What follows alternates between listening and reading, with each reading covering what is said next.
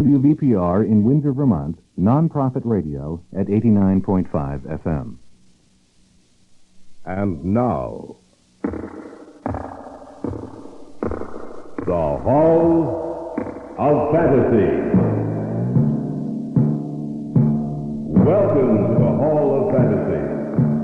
Welcome to the series of radio dramas dedicated to the supernatural, the unusual, and the unknown. Come with me, my friends. We shall descend to the world of the unknown and forbidden, down to the depths where the veil of time is lifted, and the supernatural reigns as king. Come with me and listen to the tale of the Shadow People. Elaine, have you seen anything else since you spoke to me last? No, I haven't. Ever since Mother died, nothing's happened. Well, I only hope that... Came from upstairs. Come on. You I don't know what to think. I only hope that... David, if anything happened to him... We'll see in a moment. There's no light in this room. You wait here, Elaine. Where's the light? Over to your left.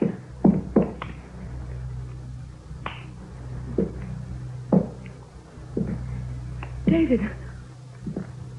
What's wrong? Why didn't you leave the light on? Your father's dead, Elaine.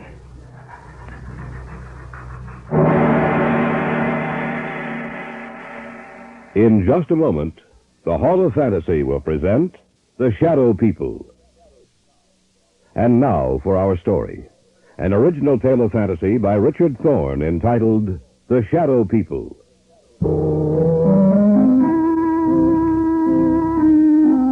Somewhere along the line of your life, you've met them. You have come in contact with the Shadow People. When did we first discuss it? Oh, yes, Brian and Elaine and I. It was in my apartment. There was only one light on in the entire place. Oh! What's wrong? Elaine, what's the matter? Oh, it's silly, I know, but I thought I saw something in that doorway over there. Where? Over there, right over there. Where are you going, David? Over to that archway, just to let you know that nothing's here. Huh. You see, Elaine, nothing's wrong, nothing at all. Are you satisfied that there's no one else here but us? Yes, I'm sorry. I just thought that leave the overhead lights on. I'm sorry. I thought that... Put them back on, David, please. All right, Elaine. Well, what's bothering you, sis? I don't know. It's just that...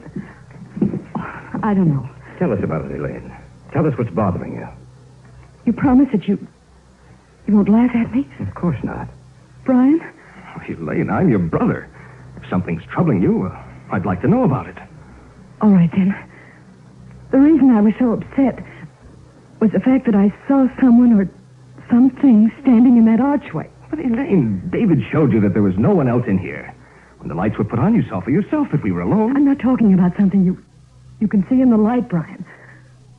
I'm not talking about a human being. Then what's it all about, Elaine? In the darkness, I saw something that can't be seen in a lighted area. And I've seen it several times before.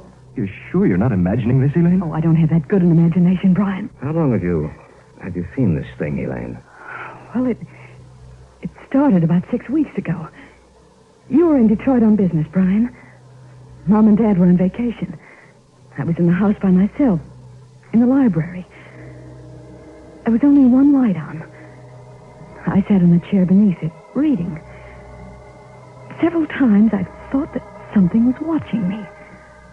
I felt there was someone in the room with me, standing right in back of me. Every so often I'd glance back over my shoulder, but there seemed to be nothing there.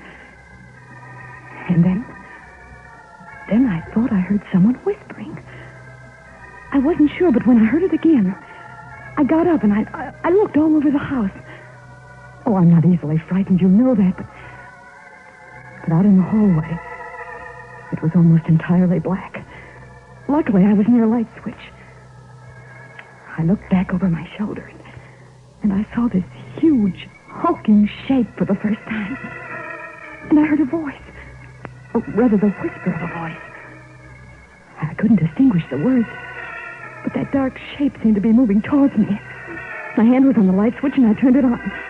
In a minute, the light flooded the hallway. The shape was gone. There was nothing there. I was alone again. As long as there's light, I know it can't hurt me. I know it can't reach me. You might have imagined it, you know. Of course, that's possible, but I'm sure I didn't.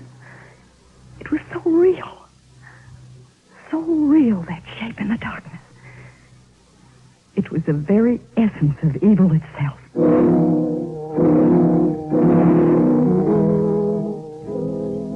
There was an old man I knew of, a Dr. Hesselius. I'd heard that he knew quite a good deal about the supposed supernatural manifestations which had taken place in the world. I went to him to see if he knew anything that might explain the events of the story Elaine had told us.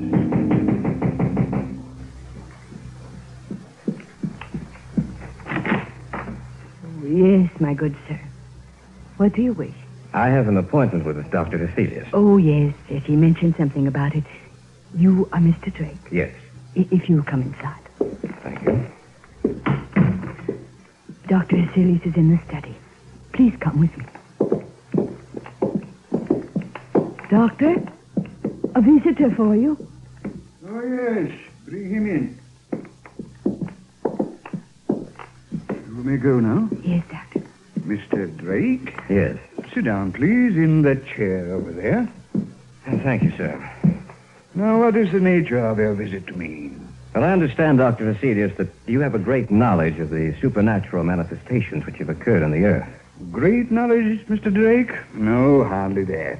I have only scratched the surface in my years of study. Perhaps I can help you, then again, perhaps I cannot. Well, may I tell you the story? By all means, my good sir. All right. Now, this didn't happen to me, Doctor, but to my fiancée. It seems that about 6 weeks ago, when she was alone. But when the light was on, the dark form disappeared. And that's the story, sir. As much of it as I can remember. I see. It's a strange tale you tell. I'm fully aware of that, Dr. Hesselius. You say she seemed to hear whispered voices? Yes, that's what she says.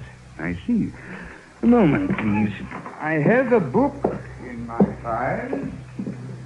Oh, yes. Here it is. This is the one. Yes. Perhaps I may be able to help you after all. Let me see.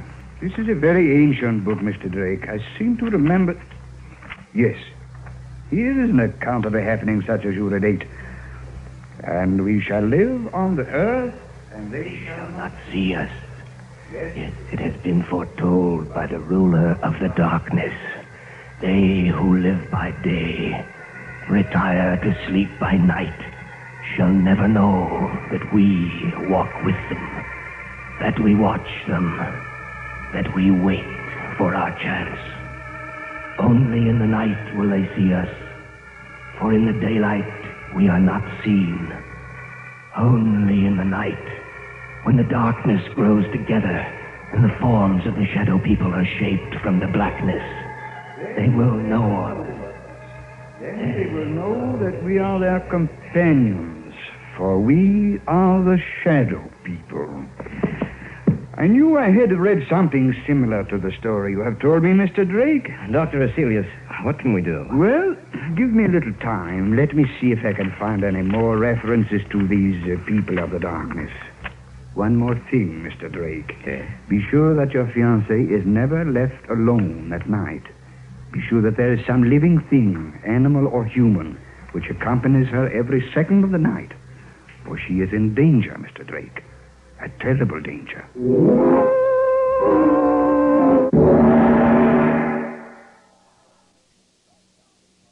Back now to our story.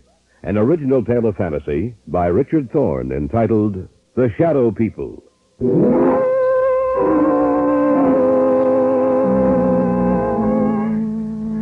That night, the night of the day I had seen Hesselius, Elaine's mother died. She died in her sleep. When she failed to appear for breakfast, Elaine's father went upstairs to see what was wrong. When he entered her room, he discovered that she was dead. The family doctor couldn't explain it, for Elaine's mother had been in perfect health. A few weeks later, I was out at the house spending a weekend with them. I glanced at the clock on the mantel, and it showed 11. I can't understand why Brian hasn't returned from town. Well, he said he had some extra work to catch up on. He told me this morning that he might be late. 11 o'clock. I'm going upstairs. Glad you came out, David. Good seeing you again. It's a pleasure to be here, sir. Well, don't stay up too late. See you both in the morning. Night. Night, Dad. Good night, Mr. Davis. He isn't the same, David. Ever since Mother died, he hasn't been the same. I didn't realize that until tonight. He's changed. I only hope that he'll start living again. Ever since she died, it seems that a part of him died with her. Elaine, have you seen anything else since you spoke to me last? No, I haven't. Ever since Mother died, nothing's happened. Well, I only hope that... Came from upstairs. Come on. You don't think... I don't know what to think. I only hope that... David, if anything's happened to it... We'll see in a moment. There's no light in this room. You wait here, Elaine. Where's the light? Over to your left.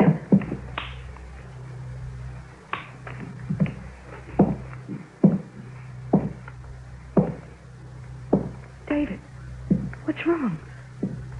Why didn't you leave the light on? Your father's dead, Elaine.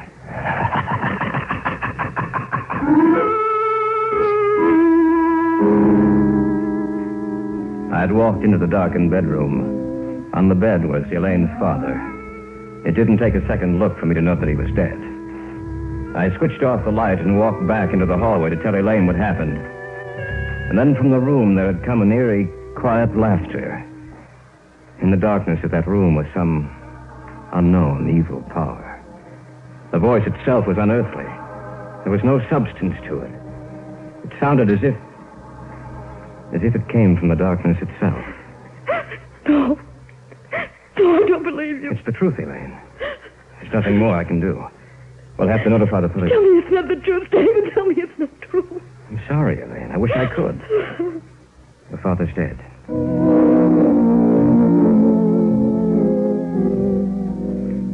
After the burial, Dr. Hesselius got in touch with me. He said that he wanted to meet both Elaine and Brian, that he wanted to talk to the three of us. Accordingly, a few nights later, he came out to their house. Miss Davis, will you tell me just when you saw the first manifestation? The night Brian was in Detroit. Now, Miss Davis, you have even seen this apparition in the company of other people, is that correct? Yes. The night at David's apartment. All right. Now I'll tell you what I think. You are in deadly danger, Miss Davis. These beings want to claim you. So far, they have had no success. Only in the darkness do they have power. Little by little, step by step, they have been removing the obstacles in their way to reaching you. First your mother, and then your father, Miss Davis. Both died in the same fashion. In the darkness, death struck at them. Now tell me, do you feel their presence here in this room as I talk to you? Yes. Turn out the lights, Brian. No. Stand by the switch, if you please, Brian. If anything happens, turn the lights back on. All right. Dr. Hesselius, I don't... Do you want me to continue working with you? Yes, sir. All right, then. Brian, turn off the lights. Yes, Doctor. The room now is in darkness, Miss Davis. Do you feel or see anything? No, Yes. Yes, I do. Do you see anything? Yes. Doctor, I don't... Be quiet, you fool. I know what I'm doing. In front of me. The darkness gathering together into a huge, terrible... Not only do you see us, Miss Davis, but everyone else in the room also will see the vague shapes forming themselves in the blackness. We do not want you, Dr. Hesselius. The girl we want. We advise you to drop this case. You'll only bring down the wrath of the shadow people upon your head. The girl. We want the girl. Do not stop us. Let us take her now. Turn on the light. They're gone. Miss Davis, are you all right? Yes. Yes, I am. Just as she said. The darkness. I saw it form into something, too. So did I. What are we going to do, Dr. Hesselius? At the present moment, I don't know. But That's much I do know. You must leave this house immediately. You must try to get out of their reach. I don't know if that is possible. I hope it is. I shall have to return to my home. I must learn if there is some manner by which we can defeat these creatures. For the moment, leave this house. Dispose of it in any manner you may see fit, but leave this house.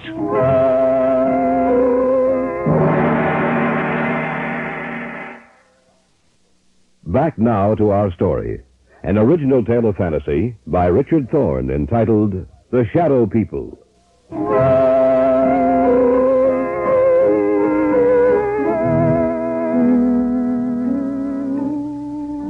We spent the night in my apartment, the three of us. The following day, Brian and Elaine made arrangements to dispose of the house. In the afternoon, Dr. Hesselius called me and asked that I come to see him. David, I'm glad you're here. Anything new, Doctor? Yes and no.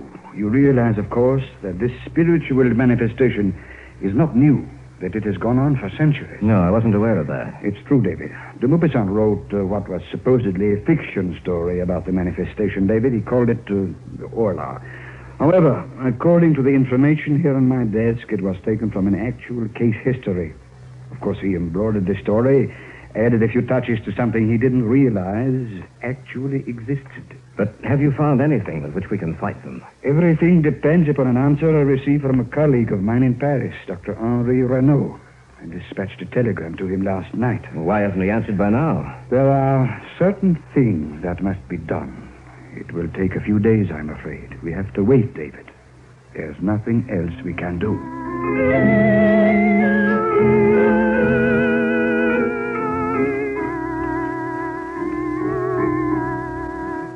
In the next few days, the house was sold, and Brian and Elaine moved into a newer, more modern home a few miles from my apartment. Cecilia said it might take a few days for them to build up their power. I spent the night at the new house. The lights were left on, and I watched for any unusual occurrence. In the daytime, I'd return to my apartment and get some sleep. About 4 days after Elaine and Brian moved into the new house, I was at home when Hesselius phoned me.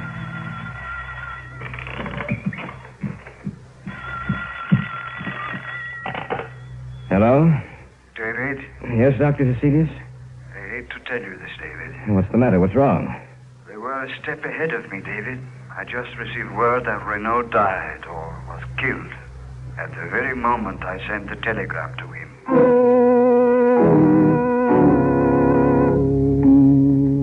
Step by step, they had outwitted us. For they had anticipated every move we'd make. Even Dr. Hesselius was at a loss as to what to do. He agreed to meet me at the Davis house. What did you want to see us about, Dr. Hesselius? Did you find out anything more? I'm sorry to say that I haven't. At the moment, I'm at a complete loss. I don't know what to do. But what did you want to see us about this evening? Merely to check, to see if anything else has happened. Miss Davis, have you seen or heard anything? Not in the house, only in my dreams. Your dreams? Yes. When I go to sleep at night, in my dreams, in the darkness, I see them. And it's grown worse, much worse. I was hoping that it would not have progressed so far. There has been no disturbance in this house, but now they disturb your sleep, Miss Davis. Now, you must stay awake for as long as you can. I want the three of you to move into my house. Perhaps that will give you more protection.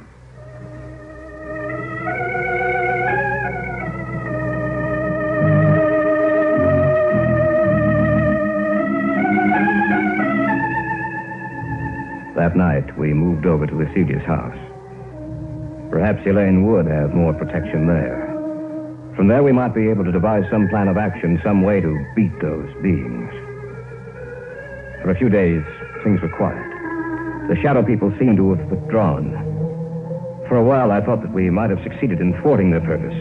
Elaine no longer complained of troubled sleep. But that condition lasted for a few days only. About 10 days later, they made themselves known and felt again. That night, we were in the study, when suddenly Hesselius whirled around and... Elaine, what are you looking at? Outside the house. Right where the light leaves off, I see them. She's right, Dr. Hesselius. I can see them, too. What should we do, Doctor? Nothing. What do you mean, nothing? There's nothing we can do. We can't just... We can't do anything, Brian. Don't you understand that they have us at their mercy? The greatest man in my field was Henri Renaud. If he could do nothing against them, what do you think we can do? He's right, Brian. There's nothing we can do. As long as the house remains lighted, just so long will they remain outside. If the lights were to... That sounds When my father was killed. The same sound. We heard the same sound. The lights. What's happened to the lights, all I right? don't know. Be quiet, please. I thought of this emergency. A candle. That's right, Miss Davis. As long as this burns, this one candle will be safe. For they cannot advance into the light. They are limited by the darkness. As long as the candle burns, they will have to remain outside of this room. Around you, in every room of the house, in the darkness outside, we are around you. This time you shall not escape. This time we will claim you. Take it easy, Brian. I can't stand it. I'm getting out of here. Brian, come back. Don't be a fool. I'm going after him. Stay here. We just can't let him He go. won't have a chance. I doubt if he... Miss Davis, I'm afraid that your brother is dead.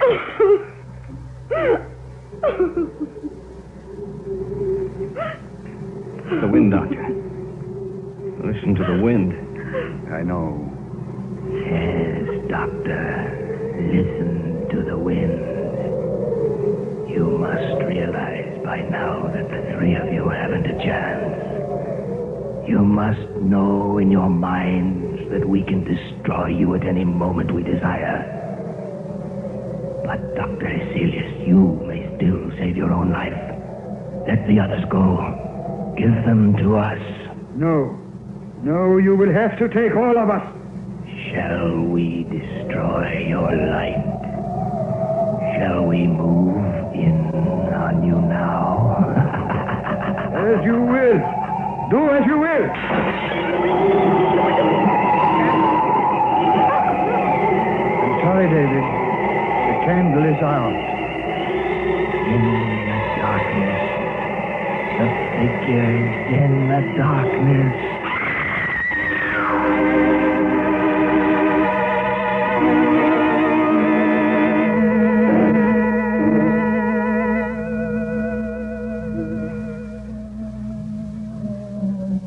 We warned you, Hesselius. You and the others are dead now. And we shall live on the earth. And man in the day shall not see us. They will know that we wait for our chance. That we walk with them.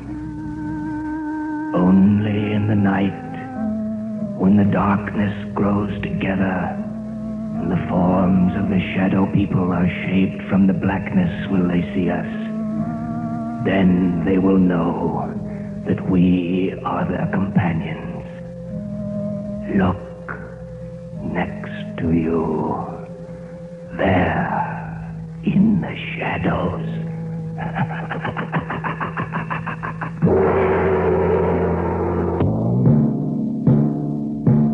So runs tonight's tale of the unusual, the terrifying, the unknown. Join us again when next we journey down the corridors of the Hall of Fantasy to hear another strange tale of the supernatural. All characters and events portrayed in these programs are fictional, and any similarity to actual events or persons, living or dead, is purely coincidental.